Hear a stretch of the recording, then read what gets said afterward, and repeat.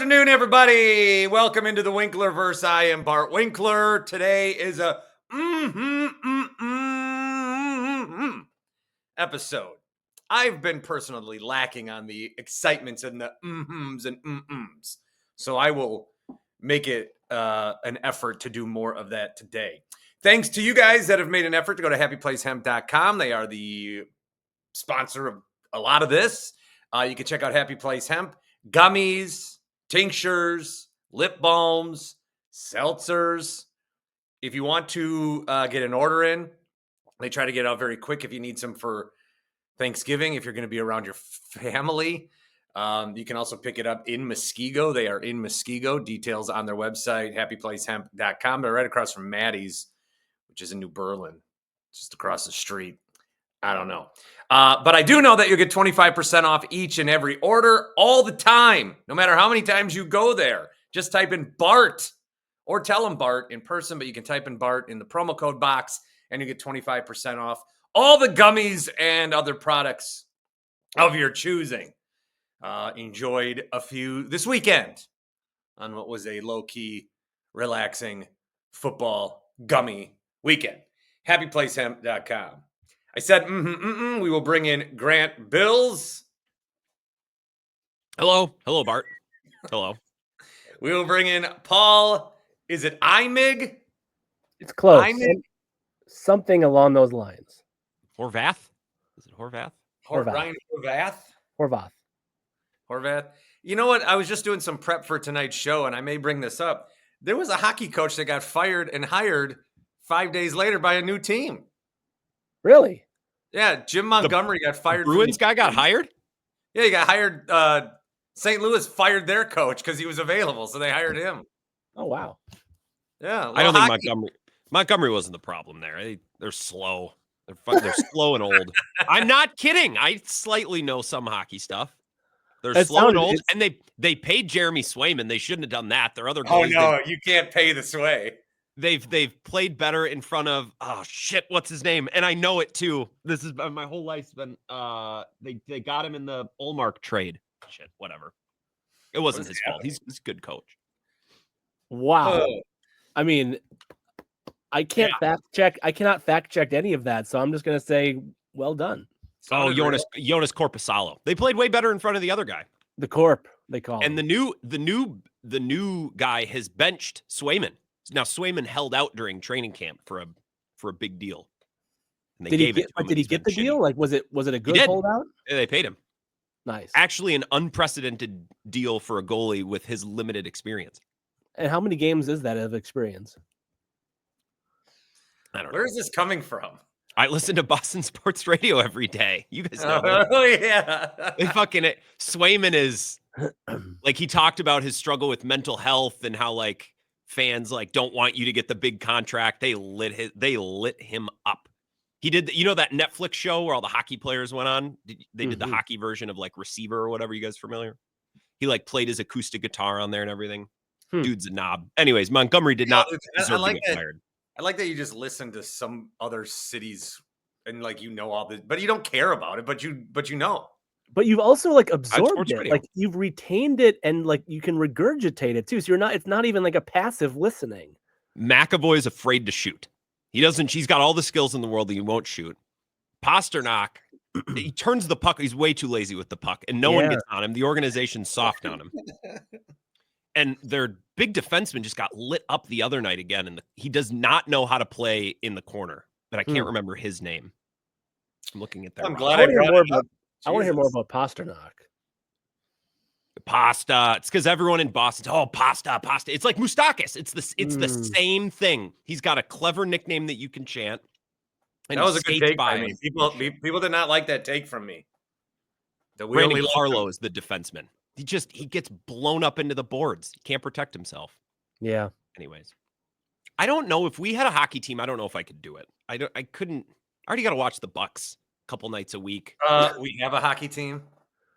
Yeah, but sure. I like Aaron Sims. I wanted to see. This is from my 180s collection, and I wanted to see if I could fit in it. Oh, I see what you're saying, from your 180s poundage collection. Yeah, weight. Weight class. Which You organize your clothing by weight classes? I did dip into the 180s. Really? But now we're back in the 190s. That's more of a healthy. I'm glad you lost a lot of weight, but 180s, that's like 40 pounds of weight loss. I was up to 235. So that's 55 pounds of weight loss. Last Christmas, I weighed 234 pounds. Oh my God. And you're now, but that's great though. 190s, that's wonderful. Yeah, but I'm still pudging. That's all right. Some level of pudge is all right. See, I got to lose this. Yeah. Get in the gym. Tighten it up. I actually like this view. I'm going to go with it. I could prefer a different one, if I may be honest. Wait, and then I can make it look like it's your head. Sort of. If you put one of us away, you could add, yeah. Yeah, fun on the Dan Schani YouTube stream. I'm like the nanny on Muppet Babies. I have no head. If you could go ahead and change the view, though, we could continue.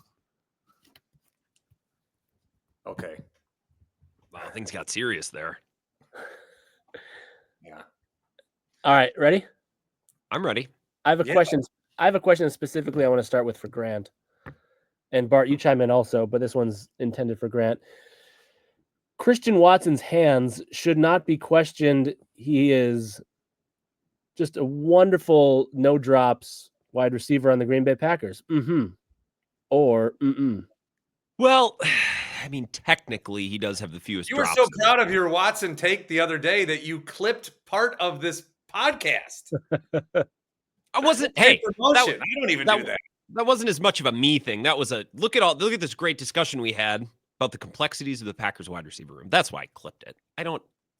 The victory. I've been saying for months. I've been saying, that guy's annoying. Is Dobbs like? How long's he hurt for?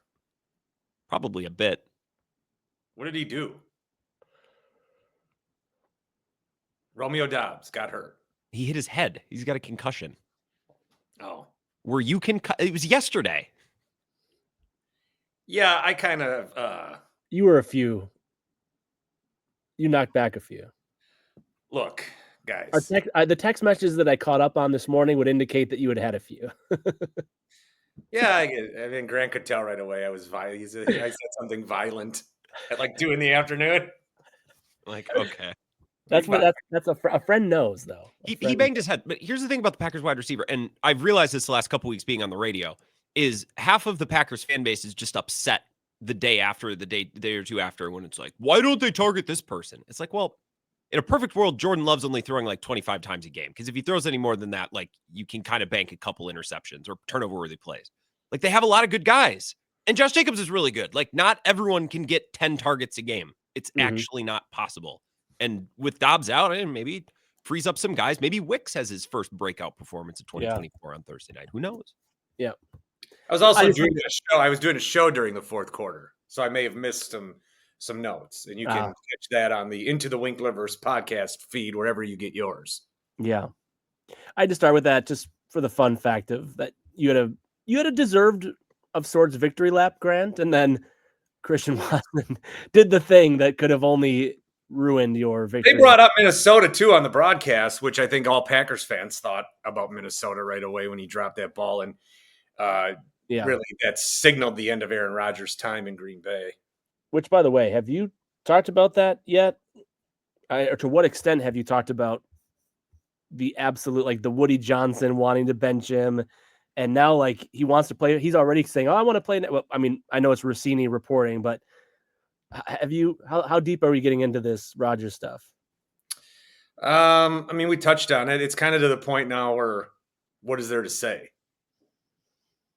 The night that we were going to talk Jets anyway because they'd fired Douglas, but then like a half hour before, we found out that Woody wanted to bench Rodgers after week 4. That's awesome. So we talked about that. Yeah. There, I have a microphone. I don't even know if the audio sounds any different. You sound deeper. Yeah, it sounded different. Oh.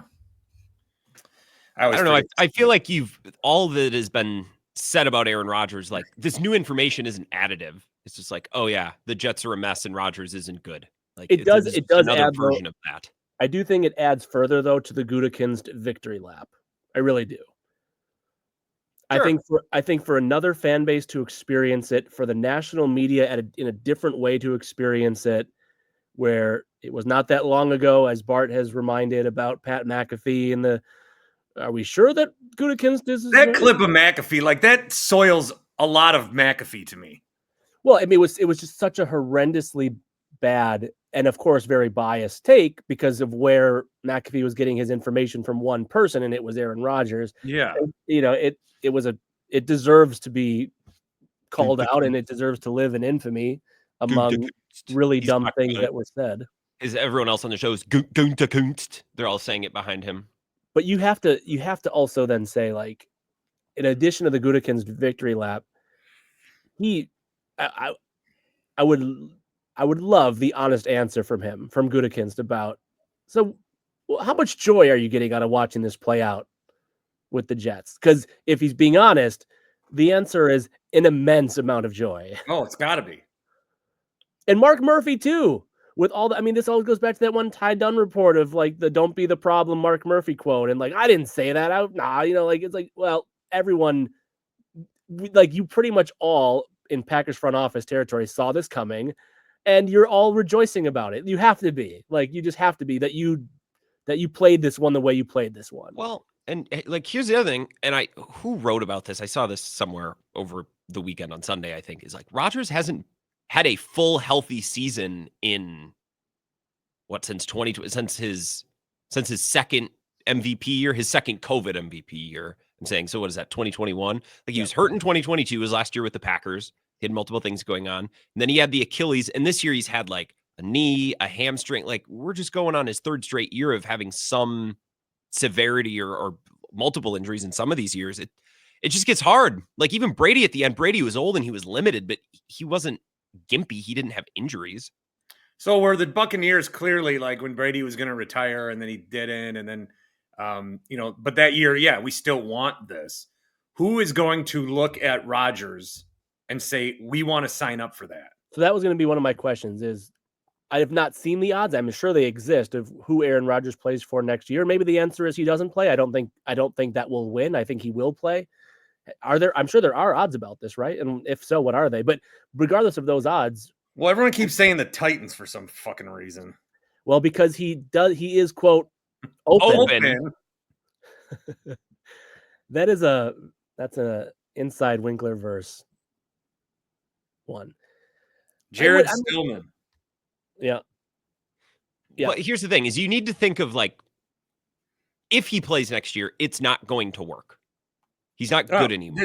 And if you're like the Titans or any team, you know that. So what are you signing him for? Well, this is what I'm saying. Sales tickets. Nobody wants to watch this. The team that's signing him needs to be stupid. Like they need to be a mark. He's already on the Jets, who would be candidate number one, but they're out of it because they already did this. So like, what other teams in the league are big enough marks to fall for this? Aaron Rodgers is a co-owner of an NBA franchise with another NFL owner in Jimmy Haslam.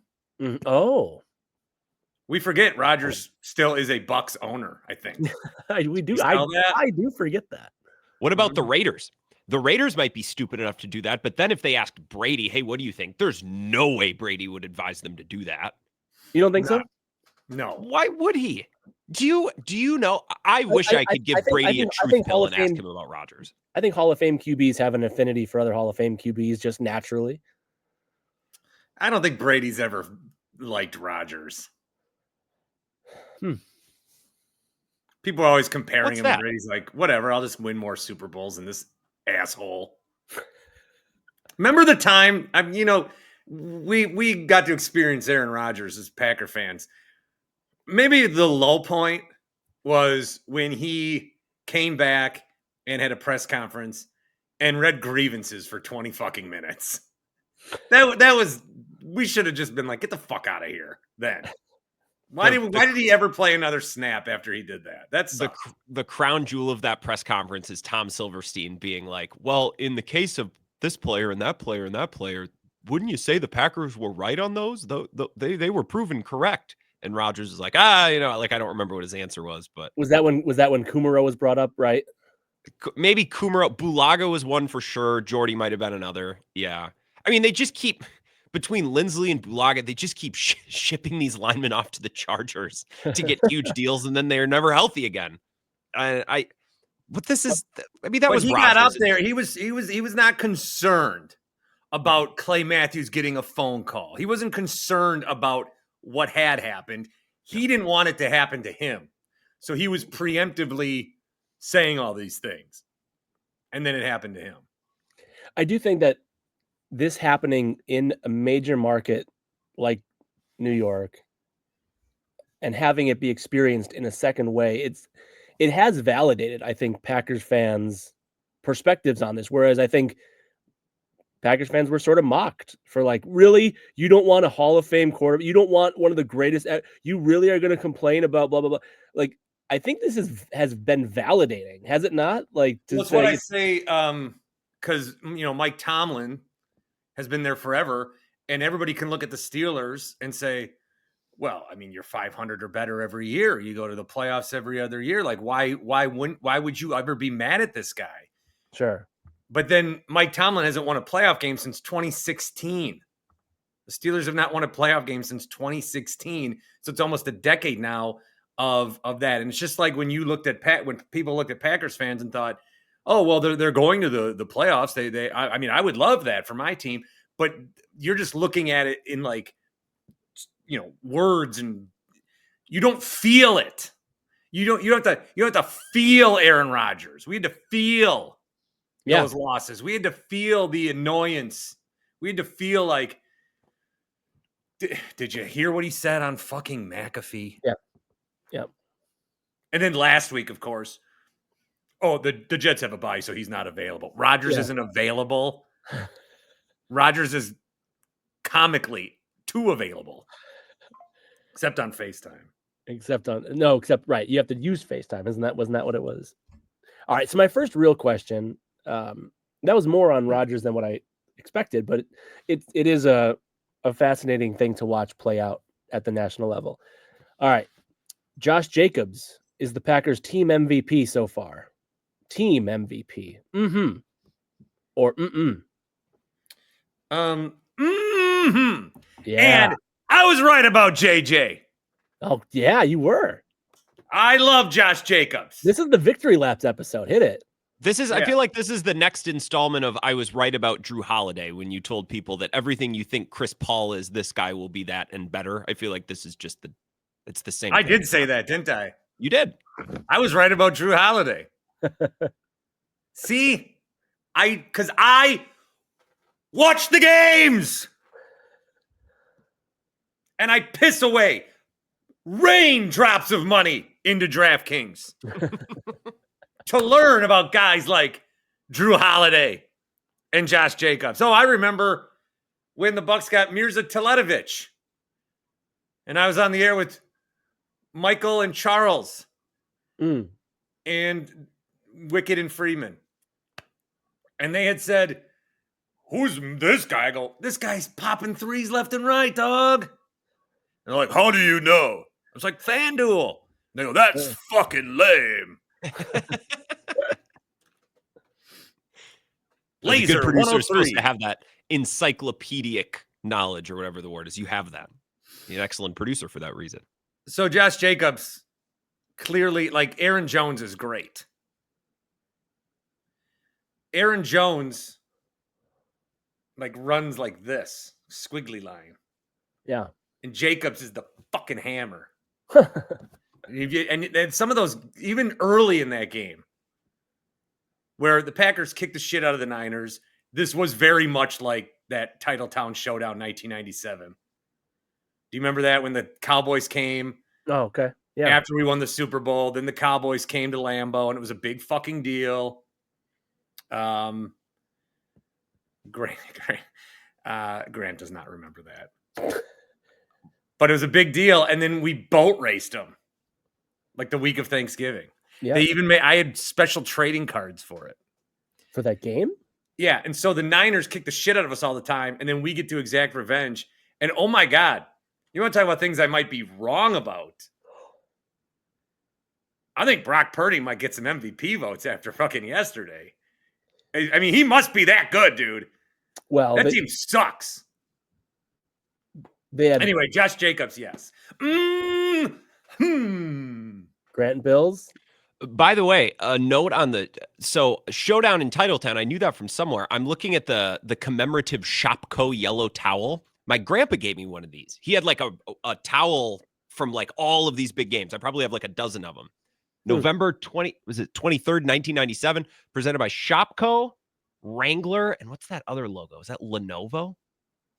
In any event, I have that towel. It's funny you mentioned that. Josh Jacobs, he is not only, Paul, I'll take it one step further. He's not only their team MVP, he is their identity. That came up in my show last week. What is, I know. What is the Packers' identity? And we settled on my show last Thursday. Yes, Bart? That's some sort of athletic. The other logo. The L? Yeah. Is it an L? I'm going to show Paul here and share the screen for all of you also. Here it is. Oh, yep. I remember it.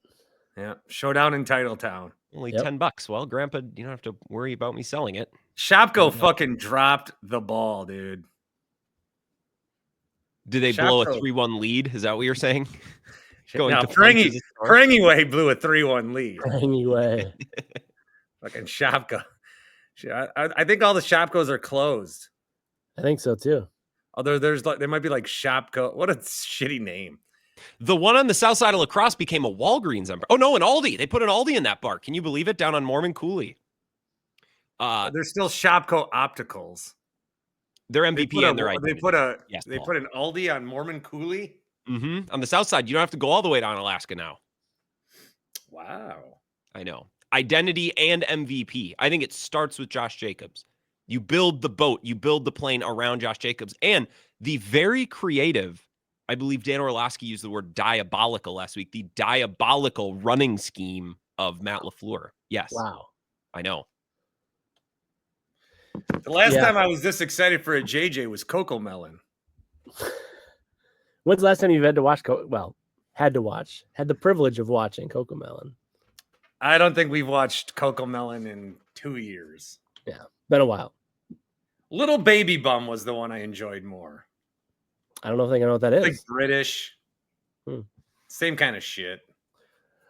So yeah, I'll say Coco Melon's teacher's a babe. Miss Appleberry. All right.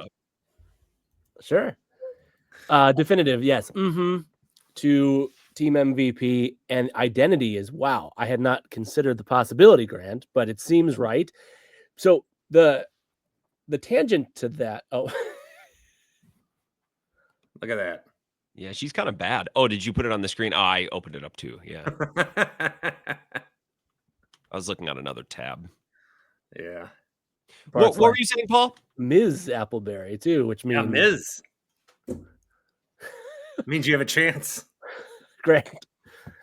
All right. No, I was going to just talk about like Saquon Barkley, new team. Derrick Henry, new team. Josh Jacobs, new team. Have there been 3 better running backs in the NFL this year, and each of them is on a new team? Like, I kind of wonder if we're in this new cycle of. I don't think running. That's what doesn't make sense. Is all these guys were available. Yeah. So the Titans were like, we can't do this anymore. The Giants were like, we have to move on. The Raiders were moving on. Yeah. And they have been the identity for each and every team. I mean, Saquon's in the MVP conversation after 255 last night. The Eagles are Saquon merchants. They're very good, but they are Saquon merchants. He has been their everything this year. Well, last year, I keep waiting for the Eagles to fall apart like they did last year, but Saquon will not allow it to happen. Exactly. Yeah. That's what I'm saying. Yeah. So last year they would be like, oh, here's Kenneth Gainwell for a series. Here's Boston Scott. Here's fucking what Swift they had. It's like Corey Clement. They never got more than 12 carries a game out of Swift. So do we think they're getting Saquon? So Josh Jacobs, Saquon Barkley, and Derrick Henry being this good on their new teams is going to change the way NFL teams view running backs. Or I don't know, but I'm going to bring that up tonight. There you go. In the future, Paul, can I ask you a question back in return or pose a follow-up? Do it. In the future, will bad teams be more hesitant to get rid of that? Because the Raiders were bad. I don't know that they'd be that much better with Josh Jacobs this year. Right. Same with Saquon in New York. In the future, will those teams be like, no, we are going to pay the running back. We're going to keep is this a cautionary tale? Because I don't know that all of those teams were in the wrong for letting these guys go, technically. Yeah, I mean, they would not, these three running backs would not be having the seasons that they are having with their shitty former teams. Like you're not a running back away from going from 3-8 to 8-3. No. But you are a Saquon or a Josh Jacobs or Derrick Henry away from taking like that next step. But what I would wonder is like, why then not at this year's trade deadline or at next year's trade deadline, do you not see a team give up a really, really high quality draft pick to say, hey, bad team with great running back. That's my last piece. Here's a second round pick.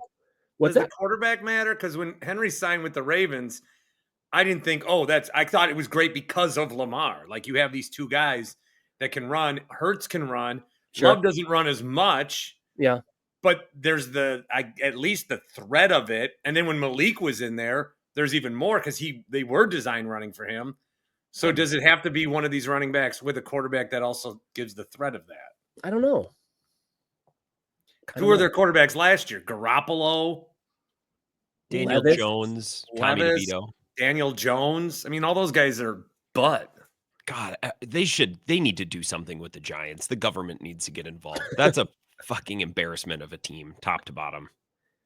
Yeah. And I don't know that Saquon or McKinney would have helped them. I think they blow with both of those guys there. Like, that's what's so disappointing is Giants fans are like, this is embarrassing, but also like he'd suck here if we had him and we'd still suck. Like that sucks. So I get mad at the Giants fans a lot because I work with a bunch of them.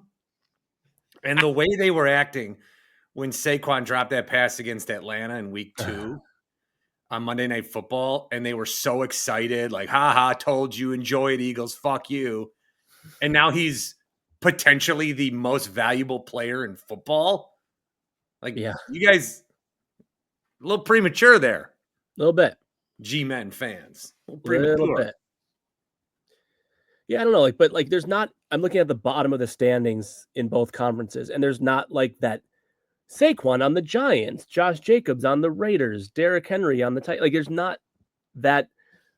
Giants are 2-9, Tyrone Tracy. Panthers are 3-8, Chuba Hubbard. Like, I don't know, the Jaguars with ETN, like Stevenson with the Patriots. Like, my point is, like, if the deadline was this week, I don't know. I think it's at least, like you said, Bart, on the national stage to at least explore the idea of, is this going to change the perception of the value of? Well, even like Ashton Genty out of Boise State. Yeah. Like, you see these mocks and he's in like 20th. Or another one. Everyone laughed when the Lions took Jahmyr Gibbs. And I watched Lions highlights of him and I'm like, dear God. Like, what do you do with that? And they got Montgomery. And also, that's just it. And then they not only just gave Montgomery another 3-year addition to it. So it's like, you don't, they have Gibbs or they have Montgomery. Why would you go after Gibbs? Or like, they had Swift at the time, right? It's like they had Swift. It's like, we don't also need Gibbs. How do you use both guys? But you kind of, I don't know.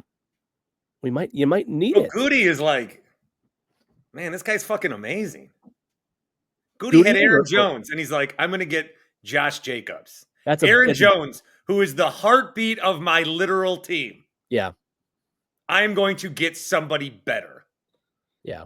Who is now the heartbeat of their team. I wager. And I'm going to give $55 million to a guy who is the least accurate quarterback in all of football.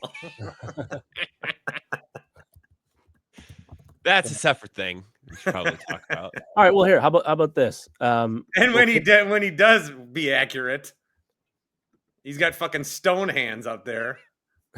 Grant's guy. It is kind of fucked. I always see Andrew Brandt tweets this like every other week, where it's like, this wide receiver makes $60 million. The Packers total wide receiving group, $8 million. And everyone's like, fuck, we're not $7 million too much. It is weird how, like, it's a W that fans cannot just like, and we're not paying them shit. Like, look how good they are, and we're not paying them. Like, That's a funny thing about sports that makes me laugh. Yeah. I don't know. All right. So far this season, since getting his contract extension, I wasn't planning on going here, but it's a nice pivot. Since getting the contract extension, Jordan Love has been fine. Or fine Jordan is the Love has correct been fine, but is fine he the was- correct word to use. if he was playing for a contract extension, there would be a lot more discussion. A lot more. Yes.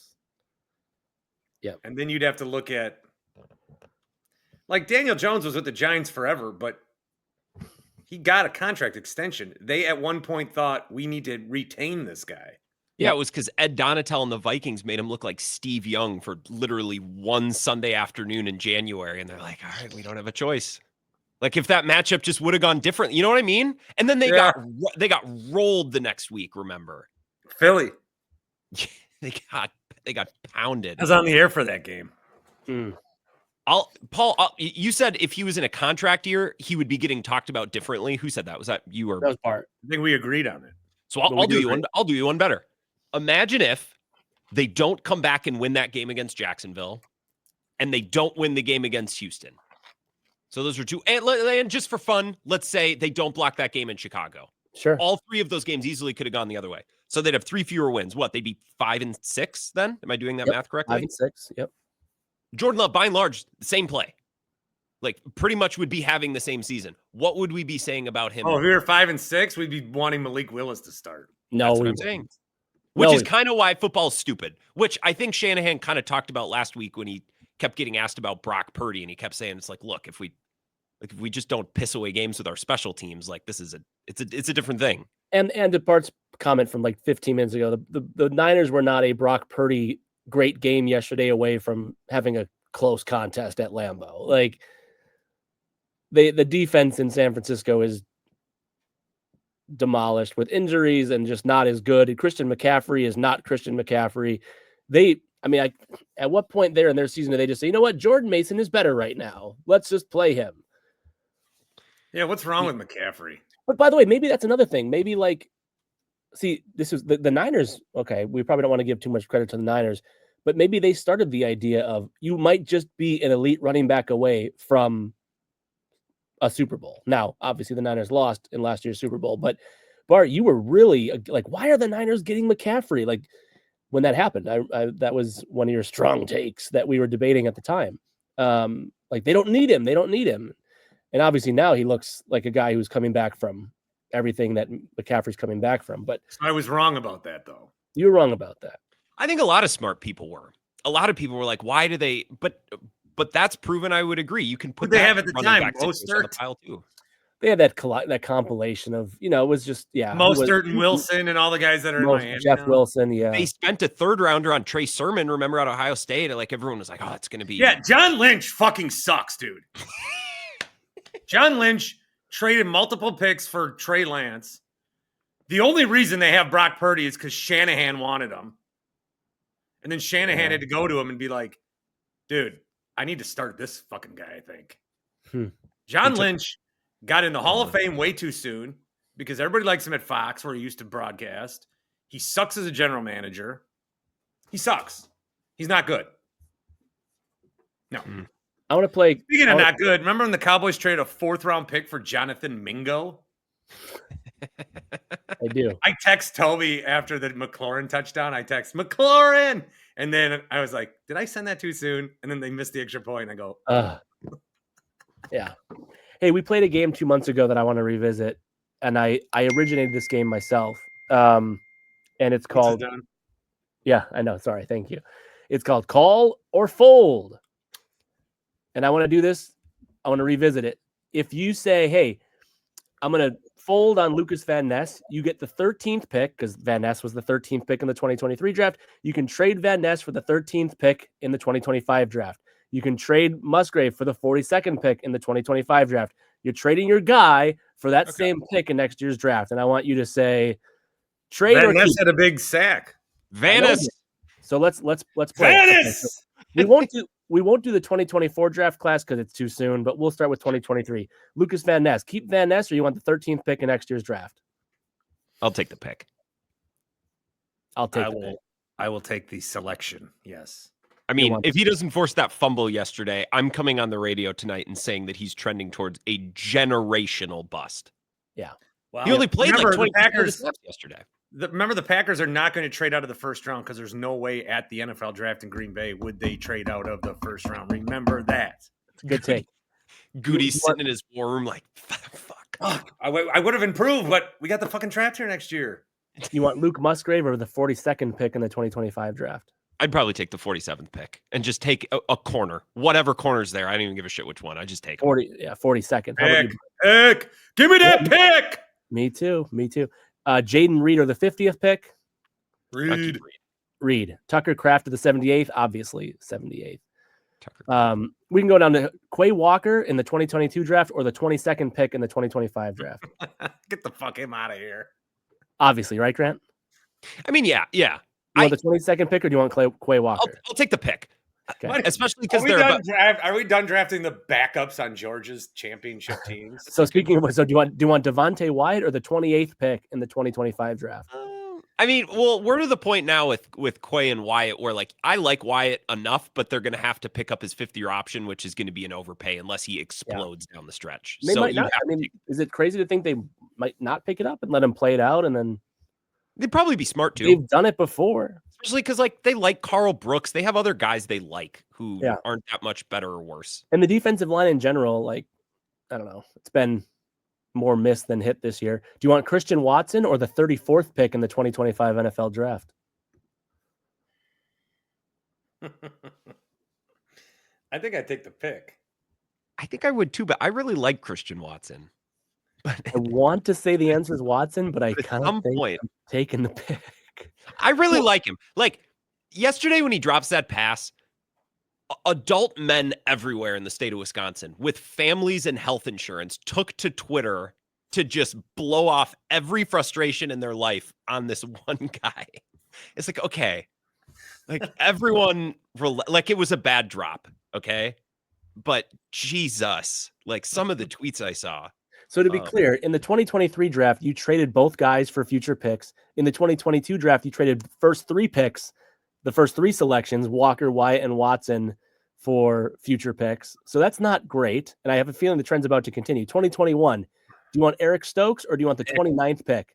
I can't believe they're still playing Eric Stokes. I cannot believe they're still running him out there. When we came into this year with him, I'm like, there's not a chance he's actually going to. He's Swiss cheese. Didn't I just say 10 minutes ago, Goody's in his bag recently? See, but like, by the way, when we did this exercise 2 months ago, you guys were keep the player. And the Packers are having a great season, and yet all of these early picks are like, no, I'll take the pick for next year. Oh, I'll take the pick for next year. It's interesting. Douglas back. It's interesting. Josh Myers. Xavier McKinney. Yeah.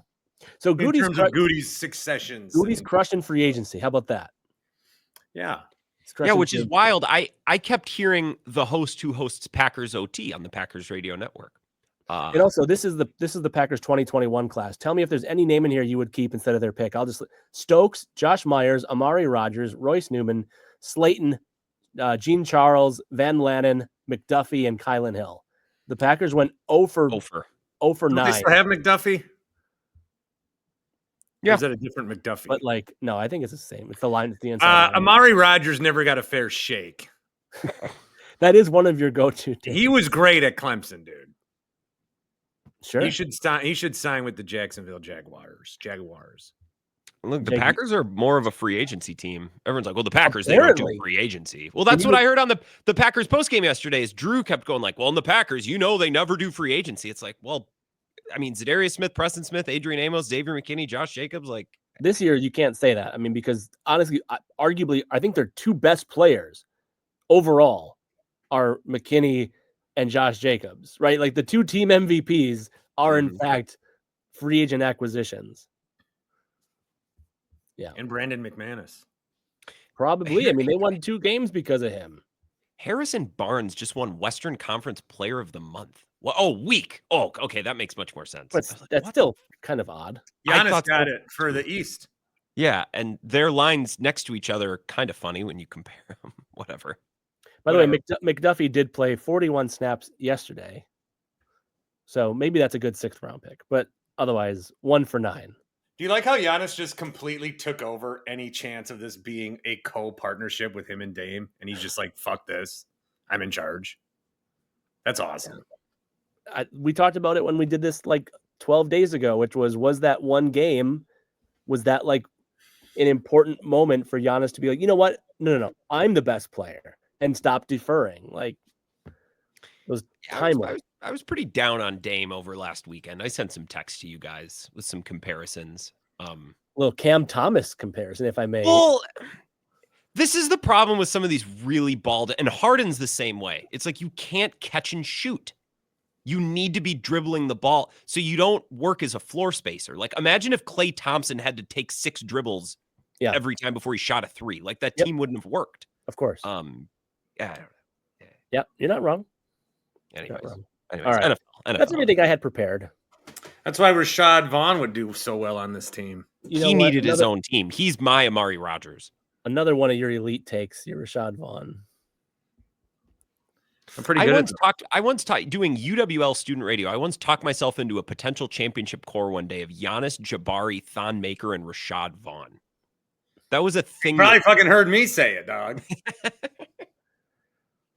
You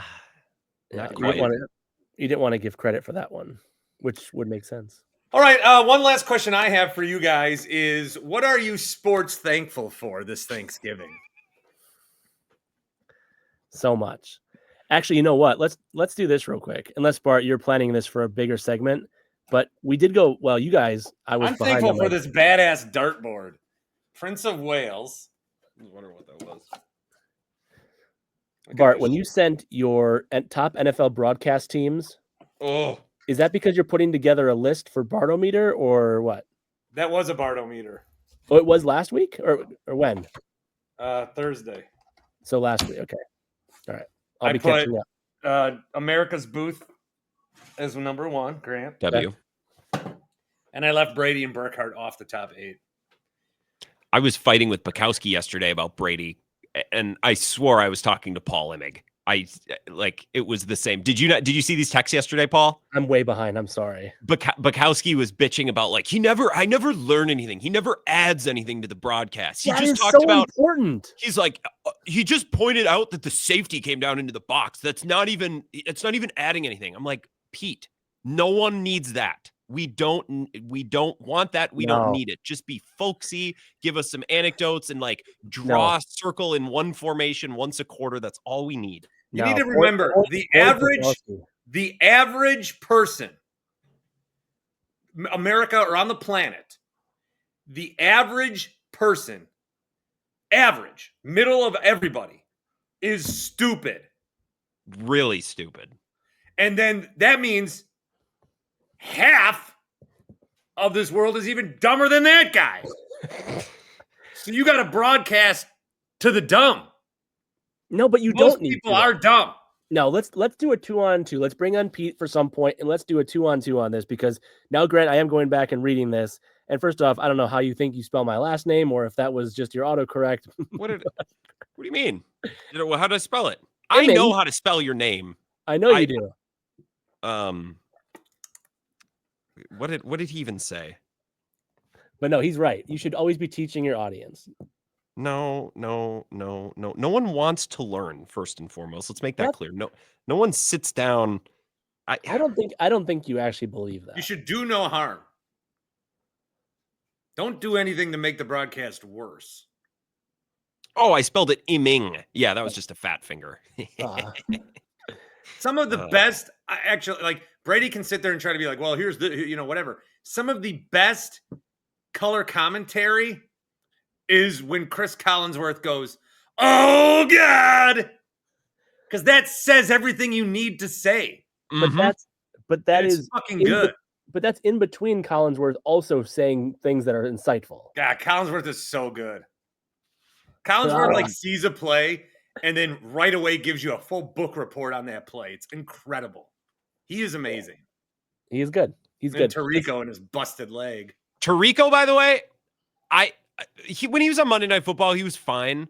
The way that he just stepped in for Al Michaels and was instantly just it's like he had been doing that slot in that channel for a decade. So wait, let me ask If you you guys put Brady next to Tirico instead of Burkhart, it would be night and day. Let me ask you with guys this. I think it's absolutely undeniable that the Sunday Night Football telecast, like the entirety, it's so much bigger than every other one. Why is that? Because It's not NBC just graphics. So And it's are they at just- night. It's at night. But why does it feel so much better than Monday Night Football? I'm saying like the overall Because presentation of the. ESPN's graphics are bad. So it's a graphics thing. I can't put my finger on, and maybe you're getting to the heart of NBC, it. that no, it's like it's prestige. They give off prestige. But how, That's like a good word. ESPN just ESPN feels like fucking back alley. It feels like watching a March Madness game on TBS is what it feels like. That's what it feels like. It's the same thing. whose does which game? Monday Night Football. Yeah, it kind of feels like yeah. Well, whatever it is, ESPN spends way too much time on or money on the broadcast rights and not enough on making the game feel important. Sunday Night Football is must-see football because it just feels like it's like it tells you through its presentation. They must have sharper cameras or some shit. It just looks different. It looks better. It feels bigger every single time. Buck and Aikman, I love them to death, but they're not helping. They're doing this thing where it's like we're on Monday night now. This is kind of wacky and cool. And it's not a bad thing that they're doing. I like that they have fun with it. But my wife's around here somewhere. yeah. Have they just been together too long, or is that what makes them good? Well, what makes him good is Troy Aikman doesn't answer to anybody. He does not give a fuck about anything. Troy, my favorite thing he does, he will tell the rules analyst that he's wrong. The rules analyst will read from the rule book, and Troy will wait for the nerd to be done and be like, well, okay, well, I disagree. And you can turn your mic off now. Again, we'll go back. I disagree there, Joe. By the way, that one thing yesterday that they talked about during the Eagles-Rams game where Sirianni changed his mind from decline to accept. Did you track that last night? I put my son to bed and fell asleep with him. Okay. Yeah. Pizza's done. Cinnamon rolls are done. The Vikings aren't actually going to get Daniel Jones, are they? Why would they do that? But I keep seeing it everywhere, and O'Connell's talking about it in his presser today. Why would they do that? Yeah, I don't know. Darnold got hurt, but then Mullins came in there and threw a dart. Well, if they're worried about Darnold's health, that's one thing. But yeah. What if they go to the playoffs and they make the division round and they lose in a really close game to Philly? Do they have to bring Darnold back? I don't know. I don't know, Jim. It's a sticky wicket. That's all I'm saying. Is that where Rodgers goes? The Vikings are too smart to do that. That was the thing I was wondering too. Guys, it's always a pleasure. Enjoy your Thanksgiving. We should do this. We should have a 3-day work week every time we do this. The vibe change is unbelievable doing it. I got a 2-day work week. Wow. A 2.5 for me, I guess. Yeah. I think Grant and I are pretty consistent. I think we have energetic Bart back with us here. Bart is the tide that raises or lowers all ships. I will be honest about that. Yeah. We can only be so good, Grant, you and I. Yeah, I've been going through some stuff. You're back, baby. There's a lot more life behind those eyes today. And a lot less weight. Sometimes there's just a blank screen back there. You can tell behind his face. But now, and there's a lot less weight behind that tummy, too. Oh, no. What did I just ask for? Lord, yeah. Rashad Vaughn. I'm sports thankful for you both. I wish I could say the same. We'll talk soon. Bye, guys. Thanks for stopping into the Winklerverse.